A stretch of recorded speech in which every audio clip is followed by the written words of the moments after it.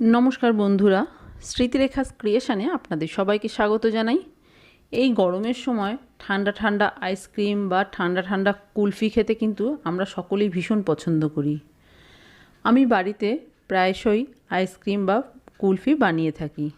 বিভিন্ন সময় বিভিন্ন রকমভাবে বানাই। আজ খুব সহজভাবে একটা আইসক্রিম রেসিপি আপনাদের সাথে শেয়ার করব।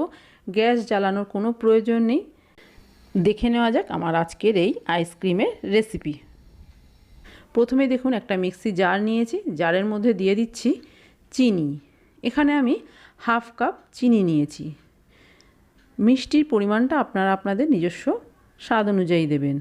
এবার দিয়ে দেব কিছু বাদাম নিয়েছি, কাজু, পেস্তা, আমন্ড আর 4টে এলাচ। এই বাদামের পরিমাণ কিন্তু আপনারা বাড়িয়ে নিতে পারেন, তাহলে খেতে আরও ভালো লাগবে। এবার এই সব বাদাম এবং এলাচ আমি মিক্সির জারের মধ্যে দিয়ে দিলাম। এবার এই সব কিছু একসাথে মিক্সিতে ঘুরিয়ে পাউডার তৈরি করে নেব। দেখুন পাউডার তৈরি করা হয়ে গেছে। এবার এই পাউডার আমি একটা অন্য পাত্রে ঢেলে নিচ্ছি। এদিকে দেখুন বেশ কিছুটা দুধের সর আমি একটা টিফিন বক্সের মধ্যে জমিয়ে রেখেছিলাম। আজ আমি আইসক্রিমটা এই দুধের সর দিয়েই তৈরি করব। আবারও ওই মিক্সি জারটা নিয়েছি, ওই জারের মধ্যে দুধের সর দিয়ে দিচ্ছি। আমি সবটা দুধের সর এখানে দেবো না, অর্ধেকটা দুধের সর দিচ্ছি। এবার এর মধ্যে 2 চামচ দুধ দিয়ে দিচ্ছি, তাহলে ফেটাতে সুবিধা হবে। এবার এই দুধের সরটা মিক্সিতে একটু ঘুরিয়ে ফেটিয়ে নেব। আপনারা চাইলে হাত দিয়েও কিন্তু এটা কাঁটা চামচ দিয়েও করে নিতে পারেন। দেখুন দুধের সরটা ফেটিয়ে নেওয়া হয়ে গেছে। এবার এই দুধের সর একটা বড় বাটির মধ্যে ঢেলে নিচ্ছি।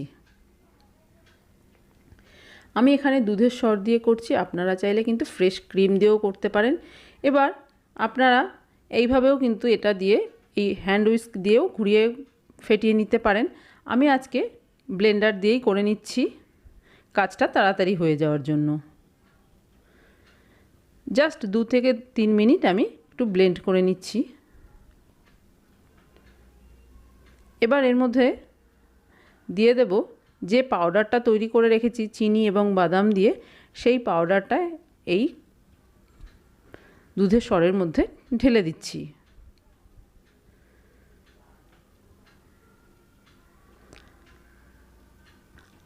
আর দিয়ে দেব উষ্ণ গরম দুধের মধ্যে কেশর ভিজিয়ে রেখেছিলাম, সেই দুধটাও দিয়ে দিলাম।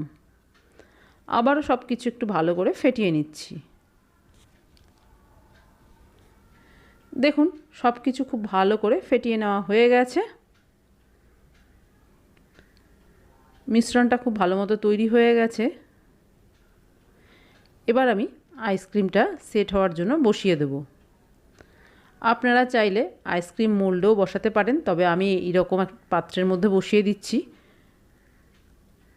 হাতায় করে নিয়ে এই পাত্রের মধ্যে ঢেলে দিচ্ছি। এই রকম ধরনের মটকা টাইপের পাত্রে যদি আইসক্রিম বা কুলফি জমানো যায় তাহলে কিন্তু দেখতে বেশ ভালো লাগে। এবার ওপর থেকে দিয়ে দিচ্ছি ড্রাই ফ্রুটস কুচি। এটা অপশনাল, ইচ্ছে না হলে বাদ দিতে পারেন। প্রত্যেকটা পাত্রের উপরেই দেখুন অল্প অল্প করে ড্রাই ফ্রুটস কুচি দিয়ে দিচ্ছি।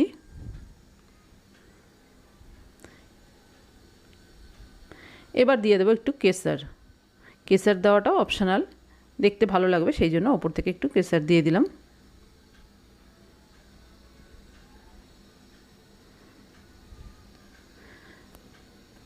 এবার এই পাত্রগুলো আমি ঢেকে দেব। ক্লিন র্যাপার দিয়েও আপনারা ঢেকে দিতে পারেন। আমি এখানে পলিথিন প্যাকেট একটু কেটে নিয়েছি, সেটা দিয়েই ঢেকে দিচ্ছি আর রাবার ব্যান্ড দিয়ে আটকে দিচ্ছি।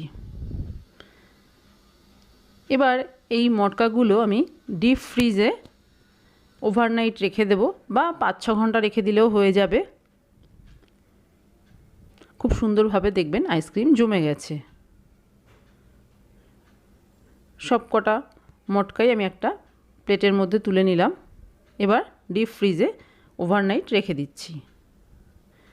দেখুন ওভারনাইট ডিপ ফ্রিজে রেখে দিয়েছি। এখন আমি বার করে নিয়ে এসেছি আইসক্রিম। এবার আমি খুলে আপনাদের দেখিয়ে দিচ্ছি। দেখুন কত সুন্দরভাবে জমে গেছে আইসক্রিমগুলো। আর খেতে তো দারুণ স্বাদ হয়েছে। যে সমস্ত জিনিস এই আইসক্রিমটার জন্য ব্যবহার করা হয়েছে প্রত্যেকটাই খুবই টেস্টি খাবার। দেখতেও ভীষণই ভালো লাগছে। আমার আজকের এই হোমমেড আইসক্রিমের রেসিপি যদি আপনার ভালো লেগে থাকে তাহলে প্লিজ একটা লাইক, শেয়ার, কমেন্ট করবেন। আর আপনি যদি আমার চ্যানেলে নতুন বন্ধু হয়ে থাকেন তাহলে আপনার কাছে একটাই অনুরোধ, আমার চ্যানেলটা সাবস্ক্রাইব করে আমার পাশে থাকার। আপনারা সবাই খুব ভালো থাকবেন।